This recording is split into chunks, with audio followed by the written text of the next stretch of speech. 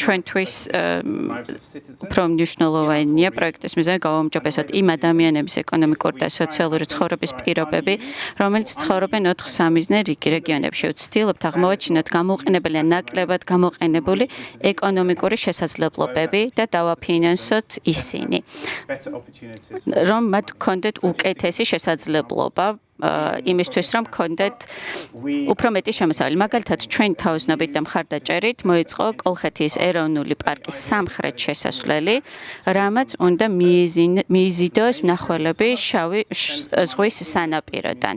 ეს ხდება ლანჩხუთის მუნიციპალიტეტში.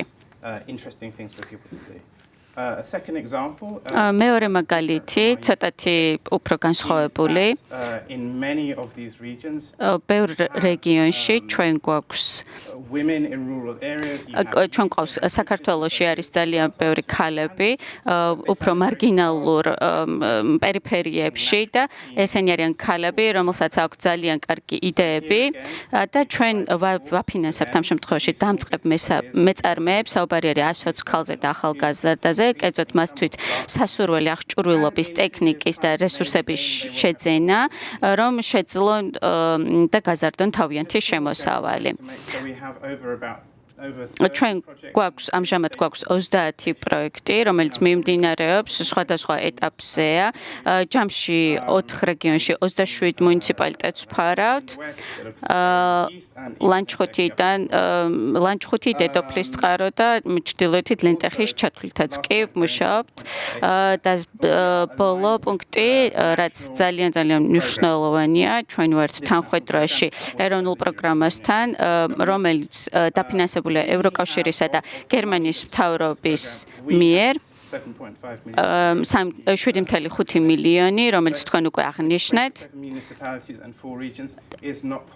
და 27 მუნიციპალიტეტში და 4 რეგიონში ეს საკმარისი არ არის, რომ შესაჩნევად შევცვალოთ რეგიონებში ეკონომიკური და სოციალური პირობები. ჩვენი სურვილია აღმოვაჩინოთ და დავაფინანსოთ პროექტები, რომელიც მისაბაძი მაგალითი იქნება იმისთვის, რომ სხვა რეგიონებმა, სხვა მუნიციპალიტეტებში მოახდინონ ამის მაგალითებად გამოყენება და მივცეთ ბიძგი სხვადასხვა წამოწყებებისთვის. დიდი მადლობა.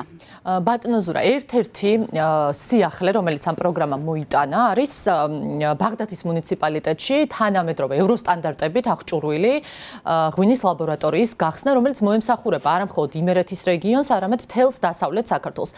რას შეცვლის, რა შესაძლებლობას გააჩენს ეს ლაბორატორია ადგილობრივი მეღვინეებისთვის? მადლობა შეკითხვისთვის, მადლობა მოწვევისთვის და იმ შესაძლებლობებისთვის, რომ ჩვენ მაყურებელს აუხსნათ, რას ვაკეთებთ. ზოგადად, მე ვარ მრჩეველი რეგიონული განვითარების საკითხებში და ვეცდები, რომ რეგიონიდან დაგანახოთ, როგორ მუშაობს ჩვენი პროგრამა. ჩვენ შეკითხვა ქონდა ღვინის ლაბორატორიაზე, მე დავამატებ, რომ ღვინის ლაბორატორია ჩვენ ასევე გავაძლიერეთ თელავში. ცოტა შორიდან რომ დავიწყოთ, სამწუხაროდ დღესდღეობით მევენახეობის და მეღვინეობის სისტემა ისევ მუშაობს ძველი საბჭოთა სქემით და რას გულისხმობ. ღვინის წარმოებელი არის ერთი სუბიექტი, ყურძნის წარმოებელი არის მეორე სუბიექტი და სახელმწიფოს უწევს ძალიან დიდი ძალისხმევა, რომ ყურძენი როგორც ნედლეული მიიტანოს ყურძნის წარმოებლიდან ღვინის მწარმოებლამდე. რაში იყო პრობლემა? ამ პრობლემის დანახვისთვის ჩვენ დაგვჭირდა საკმაოდ დიდი მუშაობა. პრობლემა არის იმაში, რომ დარგი, რომელსაც ქვია მევენახეობა, მეღვინეობა, რაც გულისხმობს ერთი ბიზნეს ოპერატორის მიერ, როგორც ყურძნის, ასევე ღვინის წარმოებას, საჭიროებს დახმარებას, საჭიროებს ხელშეწყობას. მოვიფიქრეთ, როგორ შეიძლება ახლა შევუწყოთ ხელი ყველას სათითაოდ, ხო, ვერ დავეხმარებით. აღმოჩნდა, რომ ყველაზე დიდი საჭიროება მათთვის იყო ლაბორატორიული მომსახურება. მევენახე მეღვინე, რომელიც წარმოიდგინეთ, შეჭიდებულია ძალიან დიდ საქმეს, დაწყებული ვენახის მოვლიდან, დამთავრებული ღვინის მოვლით, ღვინის გაყიდვით და ამდენი დროის დეფიციტი რო აქვს, ვერ ახერხებს თბილისში ჩამოსვლას, რომ მიიღოს შესაბამისი მომსახურება. ამავე დროს წელიწადში 20 ჯერ მაინც სჭირდება ნორმალურ მეღვინეს, რომ შეამოწმოს მისი ღვინო, რათა მოახდინოს ღვინის კონტროლი. ამიტომ ყველაზე კარგი საშუალება აღმოჩნდა ადგილზე ღვინის ლაბორატორიული სერვისის შექმნა. ეს რას უწყობს ხელს? ხელს უწყობს მე ვენახე მეღვინის გაძლიერებას, რომელსაც აქვს ყველაზე დიდი რესურსი, რომ აწარმოოს ყველაზე ხარისხიანი ღვინო, იმიტომ რომ მას აქვს საშუალება ღვინის ხარისხი აკონტროლოს ვენახიდან. მეორე, ჩვენ ხელს უწყობთ ისეთი ბიზნეს ოპერატორების ჩამოყალიბებას, შექმნას, ახალისებას, რომლებიც ნაკლებად არიან დამოკიდებული სახელმწიფოზე და ნაკლებ ტვირთად აწევს სახელმწიფოს. და მესამე, რაც ყველაზე მთავარია, ჩვენ ხელს უწყობთ საბჭოთა დრომდე არსებული წესის აღდგენას და ამ ტრადიციის აღდგენას, რასაც ქვია მევენახეობა, მეღვინეობა. აი ამას აფინანსებს ევროკავშირი და ამას აფინანსებს გერმანიის მთავრობა. ორივე ძალიან ძვირფასი პროექტი არის ჩვენთვის, როგორც თელავის ღვინის ლაბორატორია, ასევე ბაღდათის ღვინის ლაბორატორია. ამ მუშაობის პროცესში აღმოაჩინეთ, რომ ლაბორატორიის სერტიფიცირება, იგივე აკრედიტაცია არის საკმაოდ ხანგრძლივი და რთული პროცესი. მიუხედავად ამისა, ჩვენ გეგმავთ, რომ 2025 წლის ბოლოს საქართველოს ბაზარზე უკვე გაიყიდება თელავის და ბაღდადის ლაბორატორიების მიერ სერტიფიცირებული ქართული ღვინო. რაც არის ძალიან დიდი წვლილი ზოგადად სოფლის მეურნეობაში ის განვითარებაში და ჩვენი საპილოტე რეგიონების განვითარებისთვის. ბატონო ჰოვარდ, ჩვენ ყველანი ვთანხმდებით იმაზე, რომ ძალიან მნიშვნელოვანი არის რეგიონების მხარდაჭერა და გაძლიერება, თუმცა თქვენი დაკვირვებით თუნდაც მიმდინარე პროექტების მონიტორინგის საფუძველზე, რამდენად ხედავთ ამის პოტენციალს საქართველოში? როგორ ხვდება სამიზნე რეგიონების მოსახლეობა მიმდინარე პროექტებს, ახალ ინიციატივებს?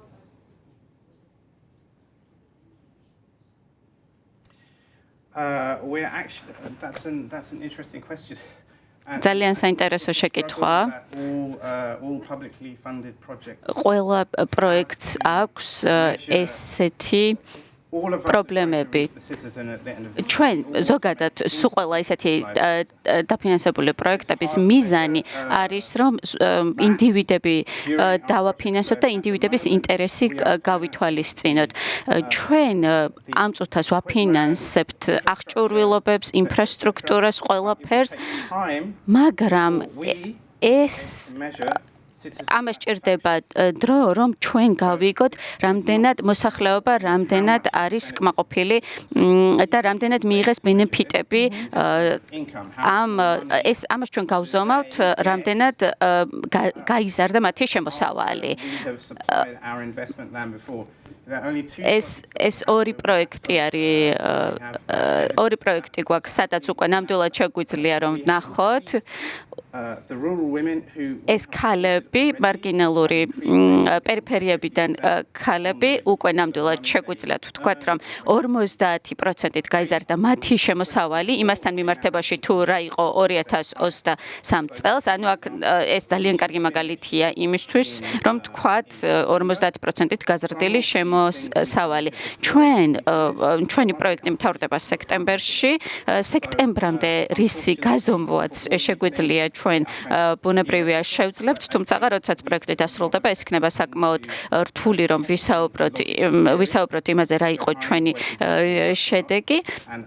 მე როგორც ხელმძღვანელი მიმაჩნია, საკმაოდ დარწმუნებული ვარ ამ ყველაფერში, მაგალითად კოლხეთის პარკი, ვიცით, რომ აჭარაში საკმაოდ ხშირად წვიმს და ვიცით, რომ არის აქეთ ლანჩხუთი, სადაც უფრო ვთქვათ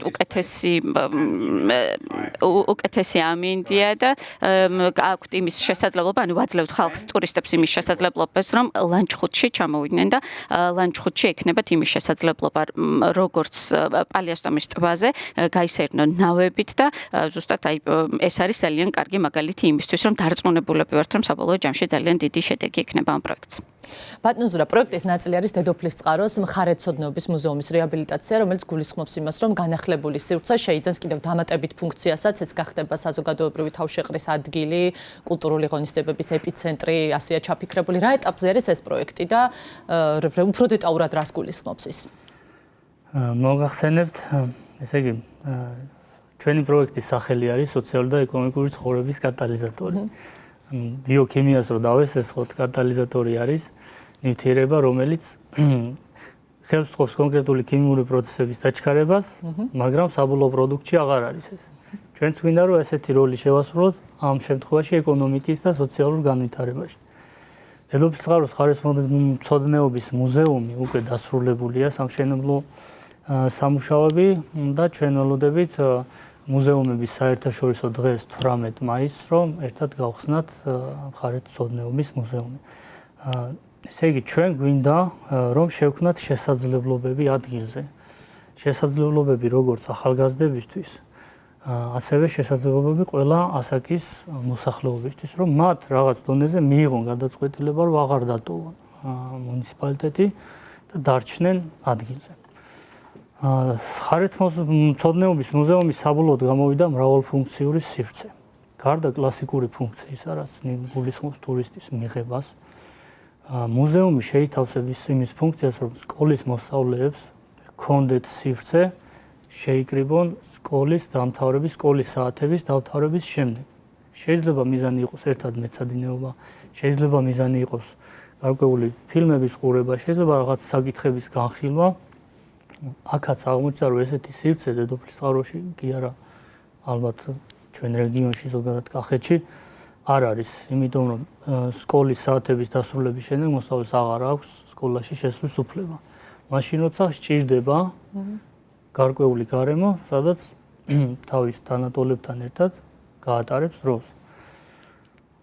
საბედნიეროდ ეს უკვე აღარ არის ქუჩა და ქუჩის ალტერნატივა, ასე რო ვთქვათ, გამოჩნდა მუზეუმმა გამოთქვა თვითონ მზაობა, რომ შესთავაზოს ახალგაზრდებს სივრცე ამისთვის. მეორე შესაძლებლობა არა მარტო დედოფლის წყაროს მუნიციპალიტეტში, ყველა მუნიციპალიტეტს აქვს, როგორ გითხრათ, ტრადიციული რეწვის სკოლები. მაგრამ ამ სკოლებს არ აქვთ პროდუქციის გაყიდვის სივრცე. დედოფლის წყაროს მუზეუმმა გამოთქვა მზაობა, რომ მუზეუმის შესასვლელში მოეწყობა მაღაზია, სადაც ადგილობრივი რეწვის ოსტატებს, ასევე სკოლის მოსწავლეებს საშუალება ექნებათ პროდუქცია მიყიდონ ტურისტებს. იცით ტურისტების დამოკიდებულება ასეთი ნივთების მიმართ, ყველა ვინც კი მიდის, მით უმეტეს უცხოელი ტურისტი, ჩვენც თუ მივდივართ საზღვარგარეთ, ვცდილობთ, რომ იქ დამზადებული ტრადიციული ნაკეთობა ვიყიდოთ.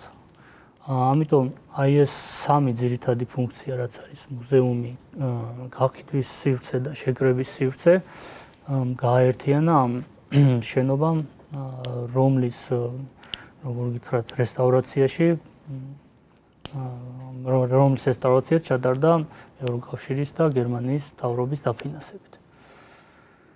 დედოფლის წყარო ამით იმით არის კიდევ საინტერესო, რომ აქ არის ძალიან მდიდარი ადგილები, სადაც ხდება არქეოლოგიური გათხრები და არქეოლოგიური გათხრების შედეგად მოპოვებული მასალა უკვე განთავსდება ისეთ სივრცეში, სადაც არის შესაბამისი გათბობა, გაგრილების სისტემა და ექსპონატებს აღარ დაემუქრება დაზიანების საფრთხე.